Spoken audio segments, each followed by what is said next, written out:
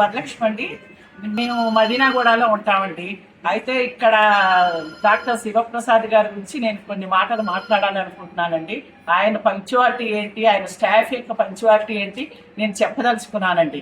నేను ఈయన దగ్గరికి ఆయన నంబర్ 1 కార్డియాక్ అని నేను ఎందుకు పెట్టారో నాకైతే తెలియదు, కానీ నిజంగానే ఆయన నంబర్ 1 అండి ఇండియాలో, వరల్డ్లో అని అనుకోవచ్చు నేను. కానీ బట్ ఇతర వరల్డ్ గురించి నేను మాట్లాడకూడదని నేను అనట్లేదు. ఆయన పంక్చువాలిటీ ఏంటి, ఆయన 8:30కి వస్తాను అంటే 8:15కే వచ్చేస్తారండి ఆయన.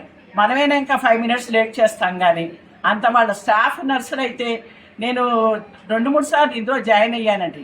వాళ్ళు ఒక్కొక్క బెడ్ దగ్గర ఒక్కొక్కడు నిద్రపోకుండా కూర్చుని ఎంతో శ్రద్ధగా ప్రతి పేషెంట్ని కూడా వాళ్ళు చాలా అతి జాగ్రత్తగా వాళ్ళు అదమ్మా ఇదమ్మా ఏం కావాలి, మంచినీళ్ళు అవుతారా అద్ద అవుతారా అంటూ మెడిసిన్స్ అవి గంటకి ఇస్తూ చాలా బాగా చేశారండి.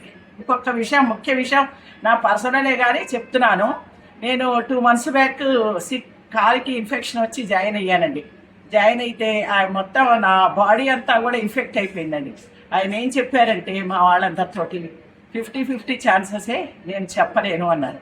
మా పిల్లలు అమెరికాలో ఉంటారండి, వాళ్ళు కూడా వచ్చేసారు పాపం.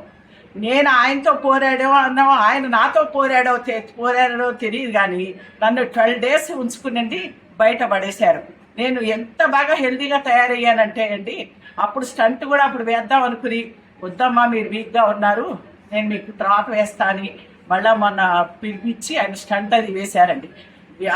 ఆపరేషన్ థియేటర్లో కూడా అండి స్టంట్ వేసేటప్పుడు అని ఎంత చక్కగా అంటే మనకు భయం లేకుండా అండి చక్కగా మాట్లాడుతూ అది ఇది మాట్లాడుతూ అయిపోయిందమ్మా అంటారండి. అంత ఈజీగా అసలు ఆయన ఎట్లా చేస్తారో నాకు అసలు అర్థం అవ్వట్లేదు.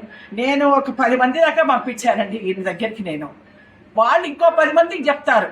ఆయన పేరు ప్రతిష్టలు ఇంకా అభివృద్ధి చెందాలని నేను చాలా కోరుకుంటున్నానండి.